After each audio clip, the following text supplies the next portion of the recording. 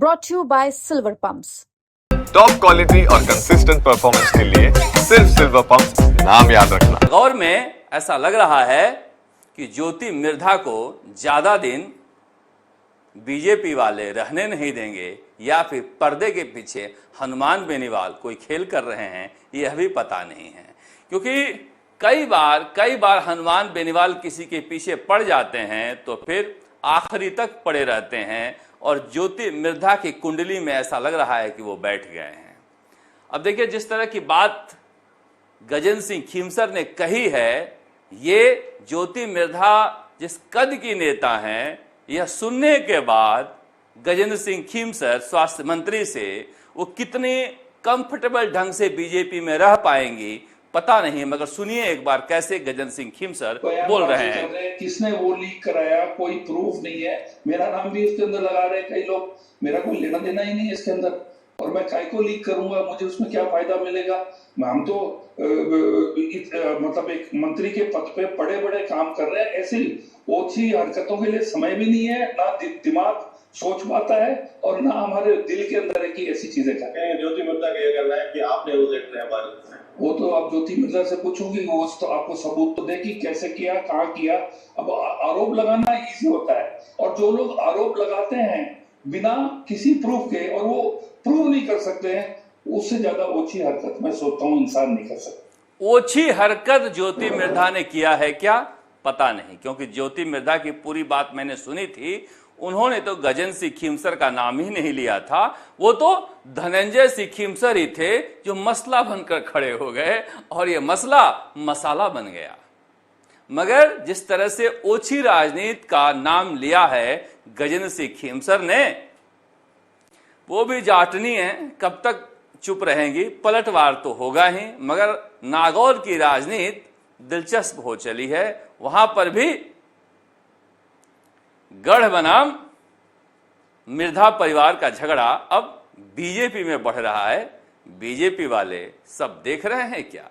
वैसे झगड़ा है, वहां झगड़ा है, क्योंकि वहां पर परंपरागत रूप से गैर जाट बीजेपी को अपनी पार्टी मानते हैं और ज्योति मिर्धा बड़ी संख्या में जाटों को लेकर आई है, जहां पर वो अपना सिक्का चलवाना चाहती हैं। बीजेपी के राज में संघर्ष जारी है और आनंद इसमें हनुमान बेनीवाल को आने वाला है। पर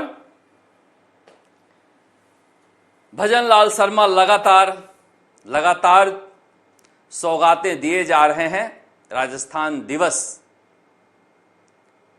स्थापना के उपलक्ष्य में, और ये बता भी रहे हैं कि जब राजस्थान का गठन हुआ उस समय चैत्र प्रतिपदा के दिन राजस्थान का गठन हुआ था, और इस बार भी राजस्थान दिवस चैत्र प्रतिपदा के दिन आ रहा है। ये एक दुर्लभ संयोग है, यानी कि एक नई बीजेपी एक नए राजस्थान को आज से शुरू कर रही है। कमोबेश ऐसा कुछ वो कहना चाह रहे हैं। बाड़मेर, बीकानेर, भिलवाड़ा के बाद आज कोटा पहुंचे, जहां पर युवाओं को गिफ्ट दिया, बहुत सारे योजनाओं के शुभारंभ किए, बहुत सारे नियुक्ति पत्र बांटे, क्योंकि कोर वोटर युवा हैं और बीजेपी ये समझती है कि इस बार गहलोत सरकार गई है तो उसमें युवाओं का बड़ा योगदान रहा है। इस तरह से आप देख सकते हैं मदन दिलावर के घर पहुंचे थे, जहां पर उनके घर में एक दुर्घटना हुई थी, वहां पर उन्होंने श्रद्धा सुमन अर्पित किया। इससे पहले वो कचौरी खाते हुए दिखाई दे रहे थे, कोटा कचौरी खाते हुए भी लोकसभा अध्यक्ष ओम बिरला के साथ। कहीं गन्ने का जूस पी लेते हैं बैठ के सड़क पर, कहीं दुकान पर थड़ी पर कोटा कचौरी खा लेते हैं। ये भजन लाल शर्मा की सादगी उन्हें बाकी नेताओं से अलग कर रही है।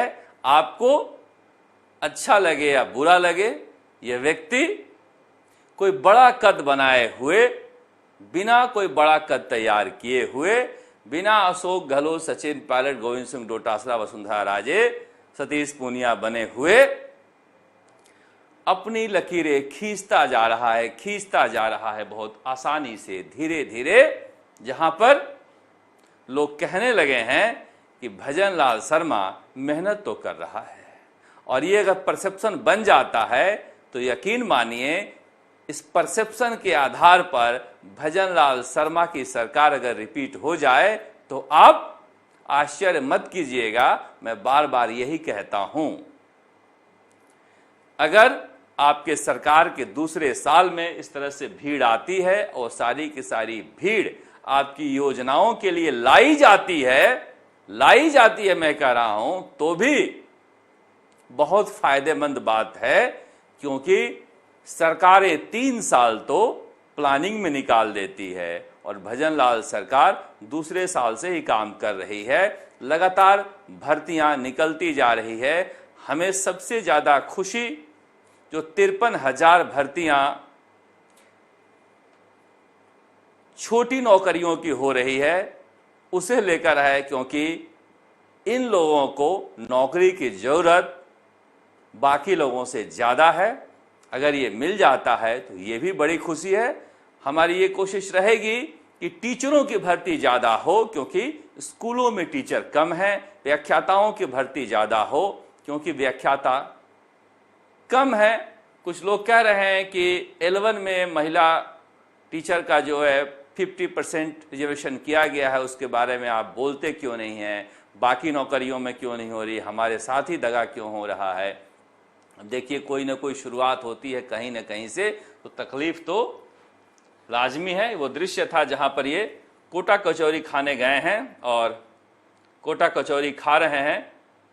कोटा कचौरी का स्वाद लेते हुए लोकसभा अध्यक्ष ओम बिरला के साथ। लोग कहते हैं वैसे कि दोनों में अच्छी बनती है दिल्ली में, पता नहीं, मगर इससे अलग एक अच्छी खबर भजन लाल शर्मा के लिए फिर से आई है। ये क्या एक दिन आती है एक दिन नहीं आती है, मगर फिर से आई है। डॉक्टर क्यूड़ीलाल मीणा ने कहा है कि अब दुगनी गति से मैं काम करूंगा, दुगनी गति से। जितनी गति से काम वो करते मंत्री रहते हुए, वो सारा मेकअप कर देंगे। जितने दिनों का संन्यास लिया था उन्होंने दौसा में कहा कि कृषि मंत्रालय में बहुत कम काम हुआ है, यहाँ पर कई जिलों में काम हुआ है, उसका अफसोस है। वो सारी भरपाई मैं कर दूंगा और बड़े बड़े फैसले लूंगा, बड़े बड़े लोगों के नाक में नकेल डालूंगा। ऊपर से कहा गया है मुझे कि अब काम कीजिए आप, यानी बाबा हरी झंडी लेकर आए हैं। और कृषि एवं ग्रामीण विकास मंत्री डॉक्टर क्यूड़ीलाल मीणा अब दुगनी गति से सरकार में काम करते हुए दिखाई देंगे। ये बड़ा संकट भजन लाल शर्मा का टल गया है। सब इंस्पेक्टर परीक्षा को लेकर भी बहुत ही सुकून देने वाला भजन लाल शर्मा के लिए, हमारे लिए नहीं, उन्होंने जवाब दिया है। उन्होंने कहा कि ये मांग सब इंस्पेक्टर परीक्षा रद्द करने की हमारी पिछली सरकार की थी। लाइन समझिएगा, पिछली सरकार की थी, अब भी है, लेकिन भजन लाल सरकार ने बहुत ही अच्छा काम किया है। बड़ी संख्या में फर्जी एसआई को पकड़ा है। ये सरकारी बयान देना बाबा का भजन लाल शर्मा के लिए बड़ी राहत है इस सियासी भंवर जाल में जो लंबे समय से वो फंसे हुए